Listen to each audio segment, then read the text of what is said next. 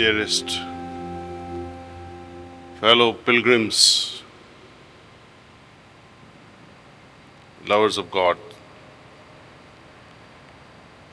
I am very moved for a first time ever meeting of lovers of God at this premises from various faiths, basically Sanatana Dharma.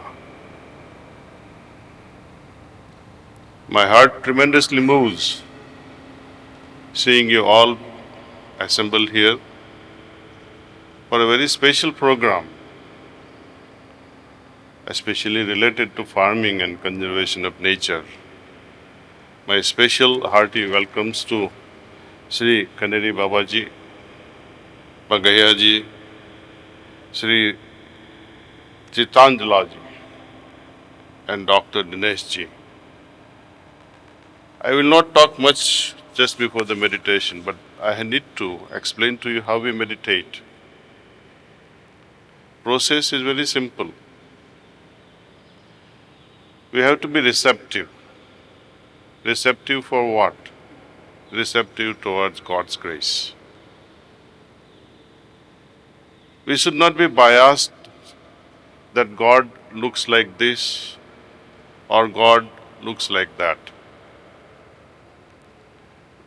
For an example, when we think of Lord Ramachandra of Ayodhya or Lord Krishna, how would you imagine them?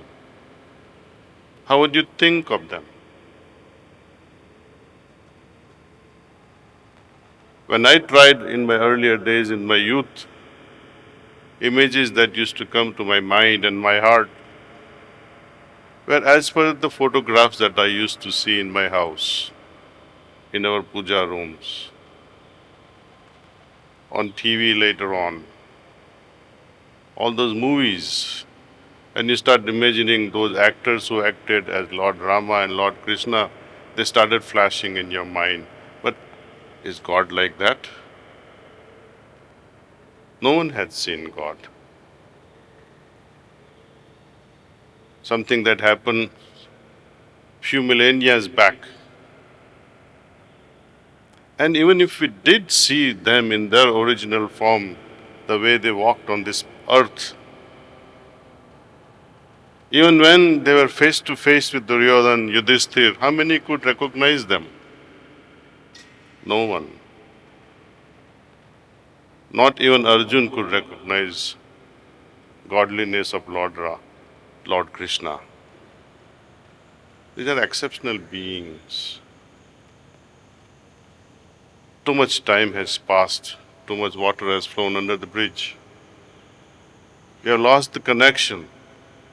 We're trying to establish that connection, and that's why it's called yoga. Yoga means to connect with the source. When we remain partial and prejudiced that God is like this or God is not like that, then we are lost in the thinking. But we have to be a humble seeker, sincere seeker. That my God, I know I don't know you.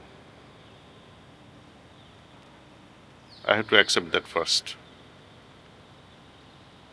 I like to have your experience in my heart the way you are. Not as per my terms, not as per my conditions, not as per the pictures and idols that I have seen in my childhood. I am not against all this. Photographs or images. I am not against. Please do not misunderstand me. What we are trying to understand today is the original nature of God. When you think of Rama and Lakshman and Mother Sita when traveling together, walking together on this Bharat Bhumi, Bharat Mata Bhumi, what must have transpired day to day? The princes walking on this planet. Morning and evening they used to meditate. When you see Lord Krishna meditating, Yug Purusha, Purushottam. When we see pictures and idols of Lord Shiva meditating on Kailash, we have to think, we have to introspect, we have to ask ourselves a fundamental question: upon whom are they meditating?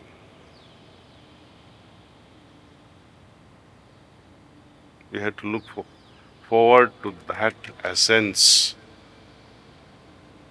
We have to spread this message that let's go beyond the boundaries that divides one sect from the another sect. India is one, Bharat Bhumi is one. We have to be united. United in a different way, not in a divisive way. And that's what we all stand for. Bharat ek hai. The goal is one, every human being. But we don't realize what my goal is also. So we have a big task ahead of us.